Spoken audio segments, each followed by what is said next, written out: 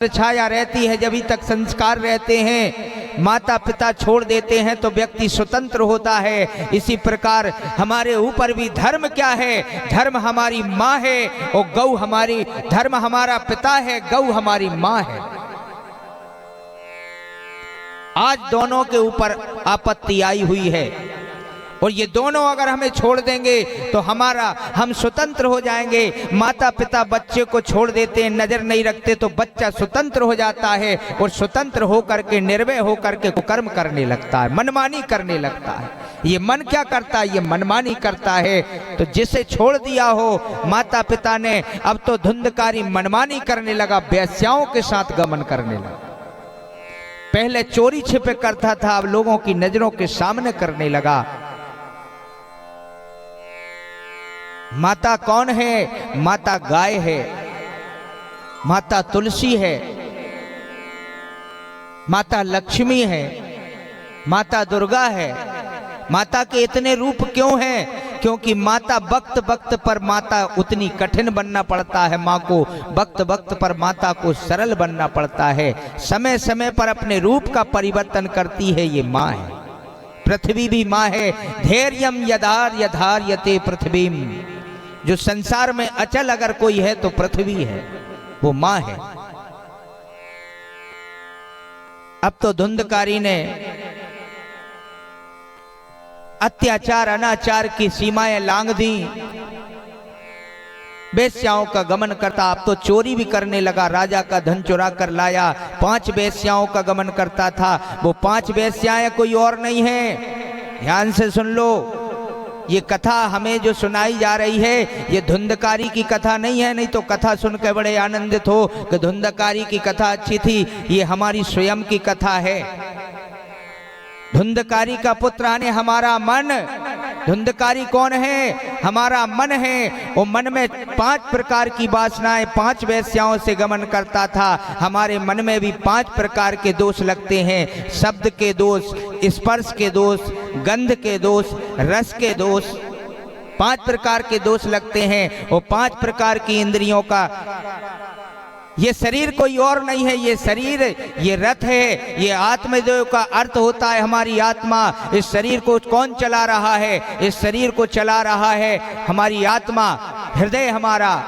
और ये शरीर कोई और नहीं है, ये तुंगभद्रा नाम की नदी है। उस नदी के किनारे कौन रहता है? आत्मदेव। ये शरीर तुंगभद्रा नदी है, उसका किनारा है। उस किनारे पर हमारा हृदय माने आत्मा रहती है और उसी में हमारी चित्त वृत्ति, हमारी धुंधली है नाम की बुद्धि है। और जिसकी संतान होती है धुंधकारी यानी हमारा मन। हमारा मन ही जो कलुषित है, संसार में भोग विलास में पड़ा हुआ है। और वो 5 वेश्याएं कोई और नहीं है, वो काम, क्रोध, लोभ, मोह और इनके सब के ऊपर अहंकार।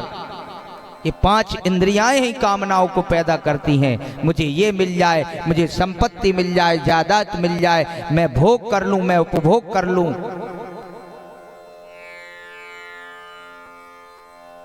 वो इंद्रियां छोड़ती नहीं है। इंद्रियों के रस के लिए शब्द, स्पर्श, सूक्ष्म दृश्य आदि। शब्द दोष क्या होता है? स्पर्श दोष क्या होता है?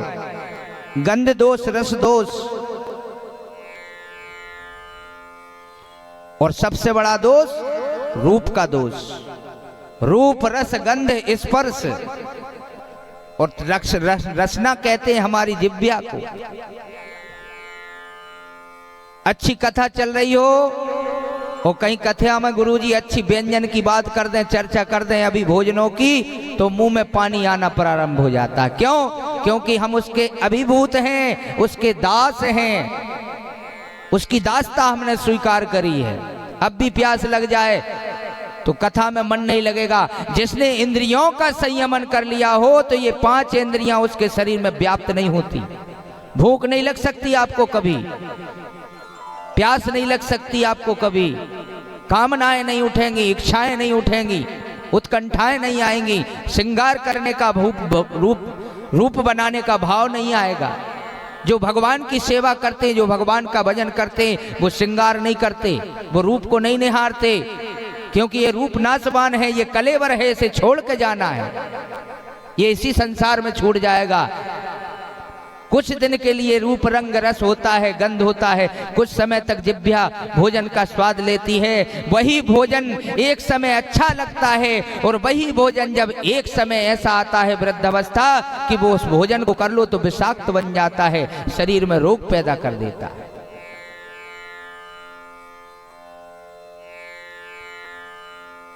जैसे ही धुंधकारी को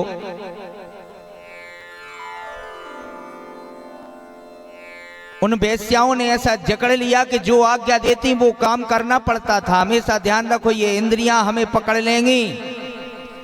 5 ज्ञानेंद्रियां, 5 कर्मेंद्रियां, 5 महाभूत और हमारा मन, इन सब से मिलकर 16 कलाओं से भगवान की उत्पत्ति, 16 कलाएं होती हैं।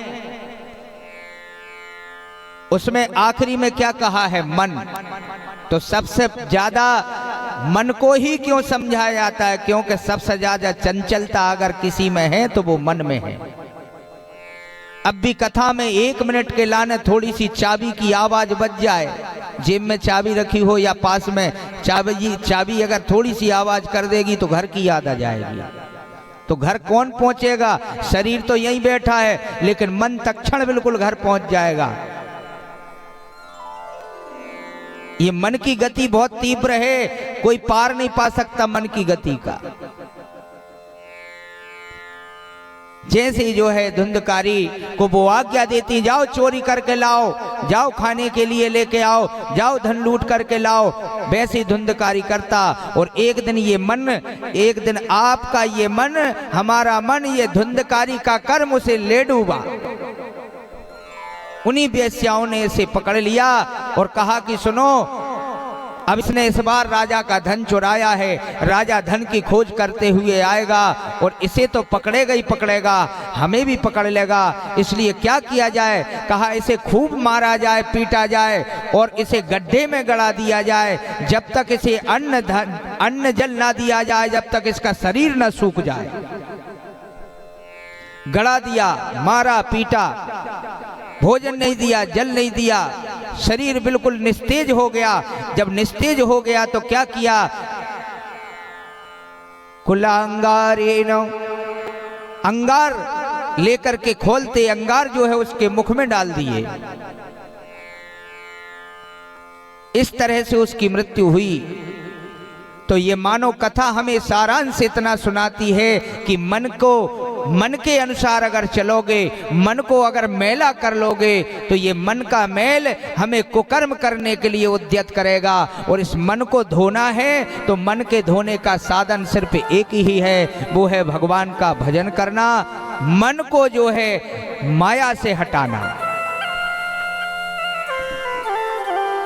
आत्मदेव कहाँ चले गए? जंगल में। मन कहाँ रह गया? संसार में। तो आत्मदेव का कल्याण हुआ। क्यों? क्योंकि आत्मदेव ने भगवान की शरणागति ग्रहण कर ली अपने पुत्र के द्वारा। अब उसमें 2 पुत्र हैं, एक पुत्र मन है, फिर दूसरा पुत्र कौन है? तो वो दूसरा पुत्र कोई और नहीं, वो ही तो परमात्मा है। गोकर्ण कौन है? परमात्मा है। बोलिए गोकर्ण जी महाराज की जय। क्योंकि उन्होंने मार्ग दिखाया आत्मा को, आत्मा जंगल गई, भगवान की प्राप्ति करी। इधर जो है धुंधकारी ने मृत्यु को प्राप्त हो गया।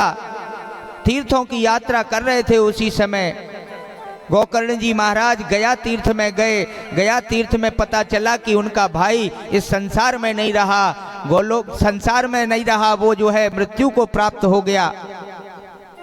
अब तो गया में उन्होंने अपने भाई का पिंडदान किया, पिंडदान करके अपने नगर को लौटे। और जैसी नगर में देखा काफी समय बीत गया था, घर में कोई रहता नहीं है। जब घर में नहीं रहता कोई तो घर जो है बीहड़ हो जाता है। जिस घर का तुम साल भर के लिए त्याग कर दो तो घर ध्वस्त हो जाता है, गिर जाता है। उस गिरे हुए इमारत में, उस बिल्डिंग में जैसे ही गोकर्ण जी महाराज आते हैं उस टूटी फूटे मकान में और उसमें ही शयन करते हैं, उसी समय उस घर में कौन था? ध्यान रखो, आसक्ति कहाँ रह जाती है। मृत्यु भले ही हो जाए जीव की, लेकिन उसका स्वभाव नहीं बदलता। मृत्यु के पश्चात भी अगर कोई जाता है साथ में तो दो चीजें जाती हैं, ध्यान से सुनो। मृत्यु को भले ही जीव प्राप्त हो जाए, लेकिन उसके किए हुए कर्मों के प्रतिफल को कौन ले जाएगा? बाप पुटरिया तो तुम्हें ही ले जाना पड़े, कोई और थोड़ी रखेगा आपके किए हुए कर्मों को।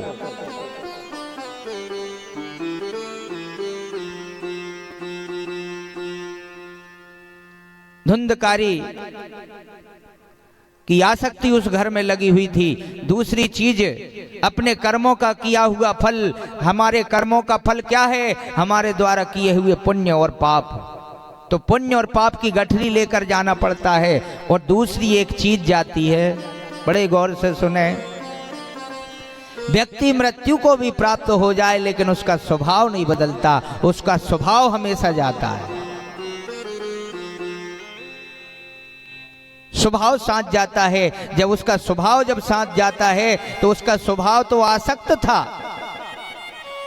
उसका स्वभाव तो संसारी था, उसका स्वभाव तो माया में था, उसका स्वभाव तो भोजन में था, उसका स्वभाव तो काम में था। तो उसका स्वभाव नहीं गया। जब स्वभाव नहीं गया तो स्वभाव ने कहा कि कहाँ रहेंगे? जब किसी के यहाँ कुछ नहीं बचता तो उसका घर तो रहता है। तो आसक्ति कहाँ चली गई? घर में चली गई।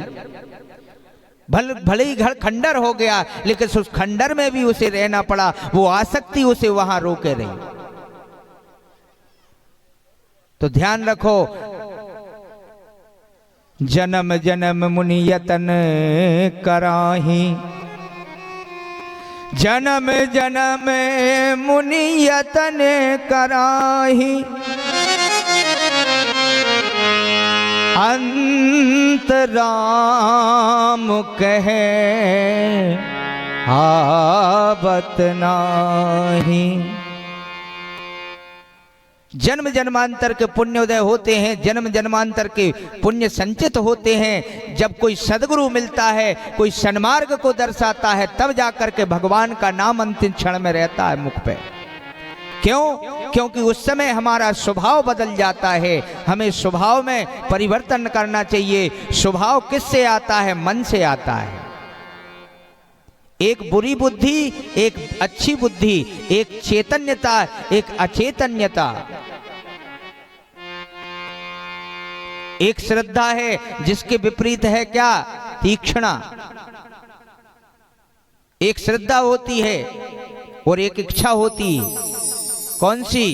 श्रद्धा वो होती जिसमें कुछ भी मिल जाए अपन पा लेते हैं, ले लेते हैं, वो श्रद्धा है। लेकिन तितिक्षुभा का अर्थ होता है झपट्टा मारकर छीन लेना। किसी भी कंडीशन पर हमें चाहिए ही चाहिए, वो भूख है, वो श्रद्धा नहीं है। जिसे बुभुक्ष का कहा जाता है। तो संसार में ये मन माया में चला जाता है और माया हमें संसार में रोके रखती है। और माया ऐसा पर्दा है जो भगवान से नहीं मिलने देती। इसलिए मन को क्या करो? जंगल में मत जाओ। कल मैंने कथा में आपको बताया, कोई वैराग्य धारण करने की आवश्यकता नहीं है। कोई बड़े बड़े अमलात्मा विमलात्मा संत की संग्रहणी की प्राप्ति करने की आवश्यकता नहीं है। जंगल में आनंद नहीं है, तीर्थों में जाने का भी आनंद नहीं है। क्योंकि तुम जाते तो हो तीर्थ, हर वर्ष तो जाते हो, ज्यों के त्यों क्यों दिखते हो? फिर स्वभाव क्यों नहीं बदला? स्वरूप क्यों नहीं बदला? तीर्थ खूब गए, चर्चा भी करी 2-3-4 दिन के। केदारनाथ जी ऐसे हैं, विश्वनाथ जी ऐसे हैं, नर्मदा मैया ऐसी हैं। लेकिन नर्मदा जी में डुबकी लगाई और शरीर भी पूरी तरह नहीं सूख पाया और फिर से मैले हो गए। बोल वहां के बिहारी लाल की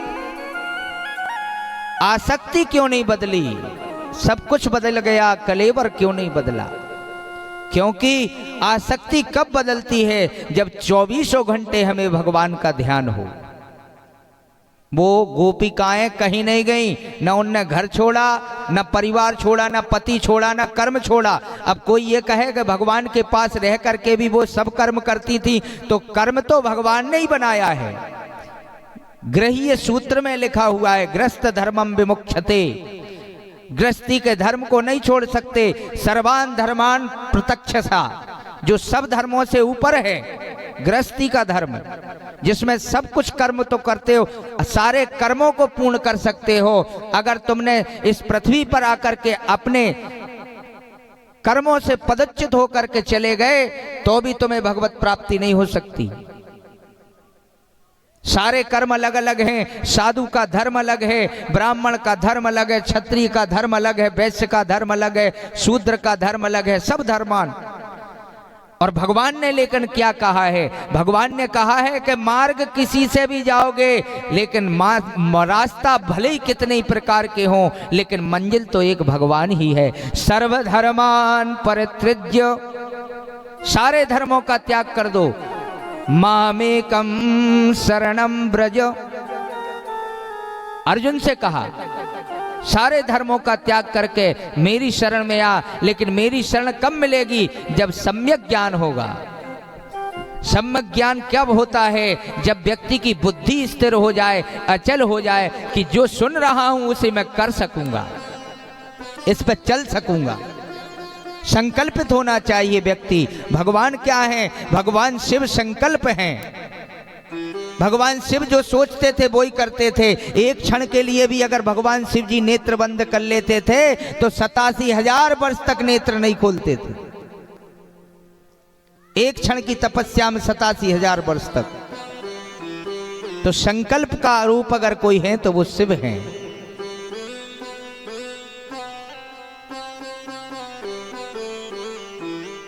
जैसे ही जो है धुंधकारी प्रेत रूप धारण करके, प्रचंड रूप धारण करके आ गया,